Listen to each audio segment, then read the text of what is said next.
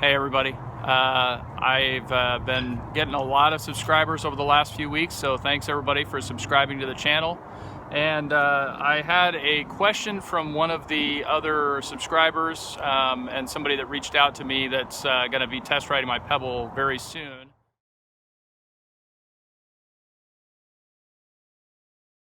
About a case that happened here in Springfield, Oregon, which is just, right across the freeway from Eugene. I've ridden my Pebble in Springfield quite a bit, and so far I haven't gotten a ticket, so that's good. So what happened is this guy had multiple traffic violations for driving a car without a license, and like 5 or something like that.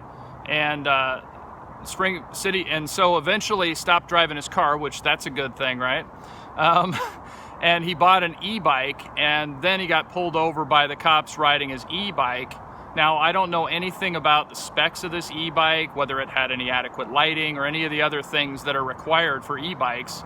But the fact is, this guy got pulled over for riding an e-bike in the city of Springfield and got a ticket, and sets kind of a dangerous precedence if he ends up not being able to fight this thing off, because then people that can't get licenses, like the gentleman in question that I was talking to, he's actually visually impaired, and there's another lady in I think Medford that came and test rode my Pebble that also is visually impaired, and so she can't get a regular license to drive a car because of that.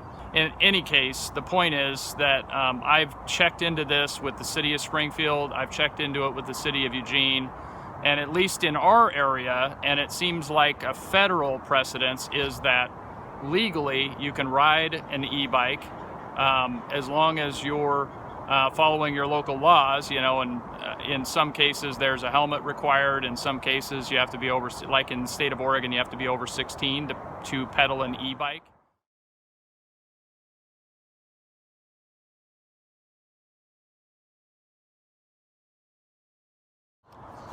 So the city of Springfield sent me, I sent them an email where I specifically addressed this question.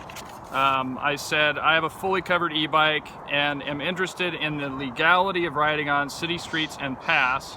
From what I could find in Oregon law, as long as the vehicle has no more than 3 wheels, can't go over 20 miles per hour, and doesn't have a motor capable of more than 1,000 watts, is capable of being pedaled, then I'm good to go. All of these things my Pebble bike checks off. I do, however, know that there are spaces in Eugene where it's illegal to ride an e-bike, and it specifically says it in the Eugene City Charter, so you just have to look for those types of things.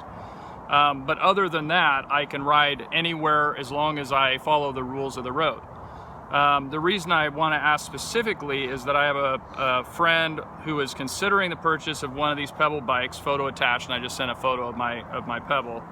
And he's legally blind. He can see well enough, but not well enough to get a driver's license. And so currently gets around by bus and bicycle, but he's interested in something that's a little bit more capable, because as you know, the weather around here in Eugene is, today is beautiful. It's like 93 degrees and sunny and nice, but let's face it, for around 7 to 8 months, it's like rain. So it's really great to have a bike that has it covered.